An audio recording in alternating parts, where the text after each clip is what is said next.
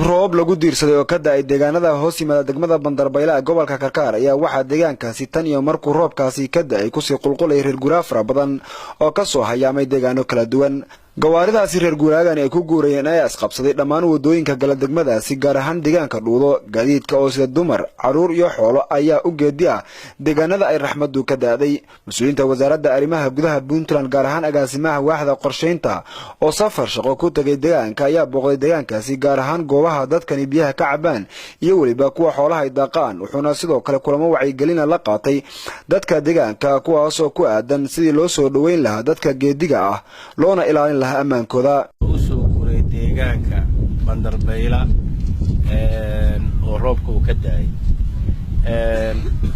waxaan ilaa xalay ilaa iyo maanta shalay inta aan joogay war bixinta aan helay horta gaadiidka yimid ilaa 2000 kor bay u dhaafayaan gaadiidka halkaan maray oo bayla aageeda yimid waxaana laga yimid meelo kala duwan oo ay ka mid tahay Buhoodle, Burco, Sool, Sanaag, Nugaal, Mudug dhammaan meelaan laga imaan oo hadda looga imaan ma jiro degmada Bandarbayla dadka hadda yimid waxaana loo yimid waa deegaanka.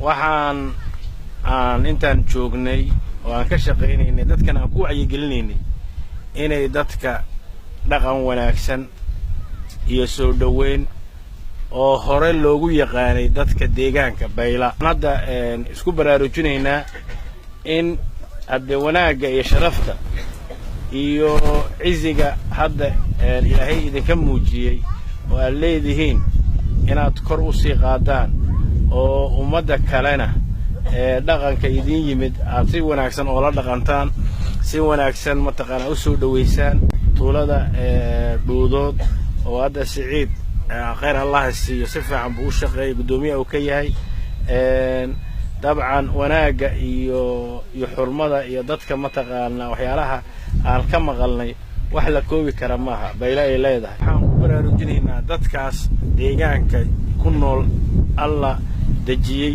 inay ka shaqeeyaan amniyaadkooda nabadgelyadooda iyo dadka u yimid inay la noolaadaan si wanaagsan oo ugu la noolaadaan ay soo dhaweyn noqoto aanan cidna mataqaana cid ku xadgudbin. duqa degmada Bandarbayla Siciid Anteeno iyo qaar ka mid ah mas'uuliyiinta deegaanka ayaa sheegay in soo dhaweyn loo sameeyay dadkani reer guuraaga ah.